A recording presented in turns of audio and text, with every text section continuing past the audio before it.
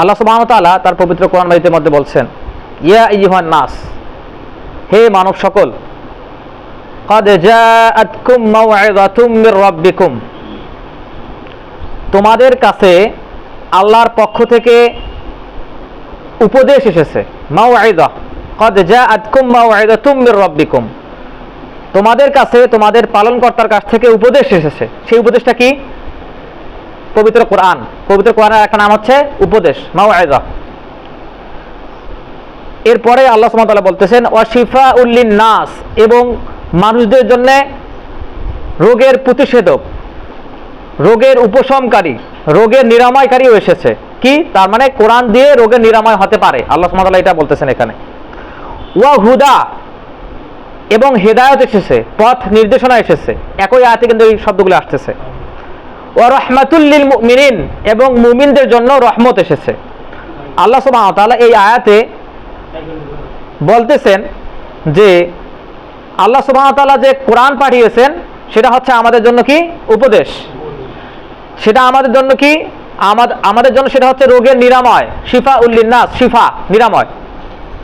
সেটা আমাদের জন্য কি? হুদা, পথ নির্দেশনা, হেদায়েত। সেটা আমাদের জন্য কি? রহমত, সেটা আমাদের জন্য হচ্ছে রহমত। আল্লাহ সুবহানাহু ওয়া তাআলা এই আয়াতে এই কথাগুলো বললেন।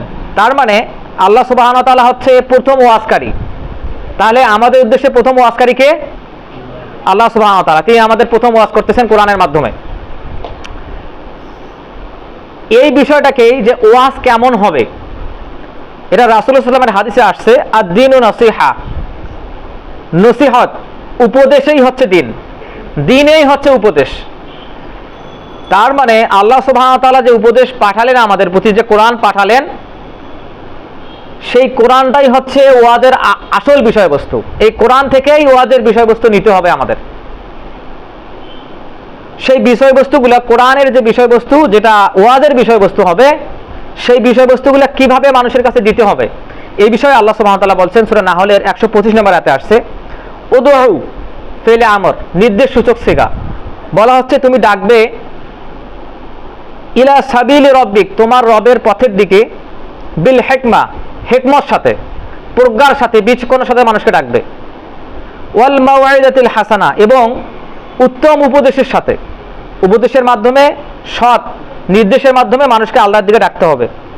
ওয়াজাদিলহুম বিল্লাতি হিয়া আহসান, এবং যদি মানুষকে বোঝানোর দরকার হয়, মানুষের সাথে বিতর্কের দরকার হয়, সেটা একটা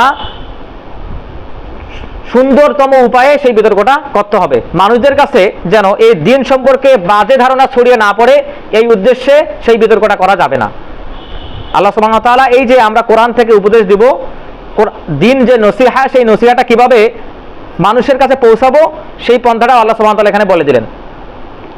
তার মানে আমরা এখান থেকে বুঝলাম যে আল্লাহ সুবহানাহু ওয়া তাআলা হচ্ছেন প্রথম ওয়াজকারী, যিনি ওয়াজ করছেন আমাদেরকে কোরআন দিয়ে। সুতরাং ওয়াজ করতে হবে আল্লাহ সম্পর্কে, আল্লাহ সম্পর্কে যে বিশ্বাস, সেই তাওহীদ সম্পর্কে, সেই আকীদা সম্পর্কে ওয়াজ করতে হবে। কারণ এই আকীদা এবং বিশুদ্ধ তাওহীদ ছাড়া একজন মুসলিম থাকতে পারে না। এবং এই আকীদা এবং তাওহীদ, এই বিষয়বস্তুটা যে আমরা মানুষের কাছে তুলে ধরব, সেটা হবে কোরআন থেকে। কারণ কোরআন ব্যতিরেকেও আরো বিভিন্ন বাতিল বিশ্বাস মানুষের মধ্যে ছড়িয়ে পড়ছে, সেগুলোর খণ্ডন করতে হবে আমাদেরকে কোরআন থেকে। এরপর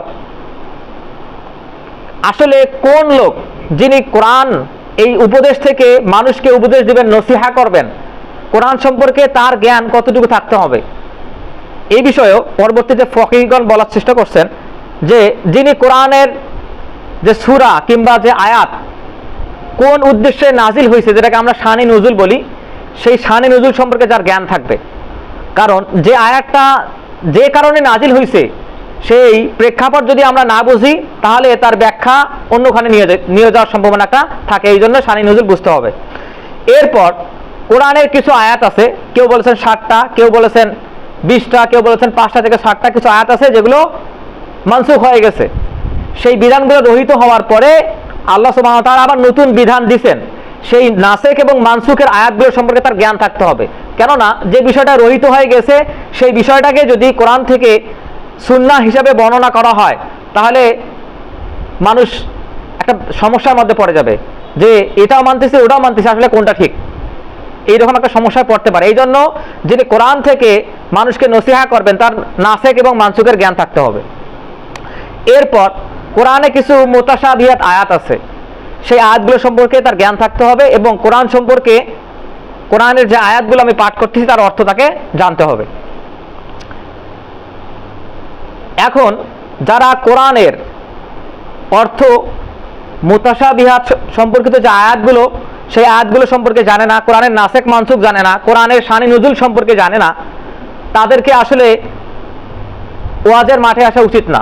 এবং যদিও আসতো, আমরা দেখি যে কুফার মসজিদে আলী রাদিয়াল্লাহু আনহু আবু ইয়াহিয়া নামক একজন বক্তাকে তার বক্তব্য দিতে নিষেধ করেছিলেন এই কারণে তিনি কোরআনের নাসেক মানসুখ জ্ঞান জানতেন না, কোরআনের মুতাশাবিহাতের যে আয়াতগুলো সেই সম্পর্কে তার কোনো ধারণা ছিল না, শানি নুজুলের কোনো তার জ্ঞান ছিল না। এই জন্যই আলী রাদিয়াল্লাহু আনহু এই বক্তাকে কুফার মসজিদে বক্তব্য দিতে নিষেধ করে দিয়েছিলেন। তো এই হচ্ছে যে কোরআন থেকে, কোরআন তো নিজেই একটা উপদেশ, এই উপদেশ থেকে যিনি মানুষকে বোঝাবেন, জ্ঞান দিবেন, নসিহা করবেন, তার এই বিষয়গুলো সম্পর্কে জ্ঞান থাকতে হবে।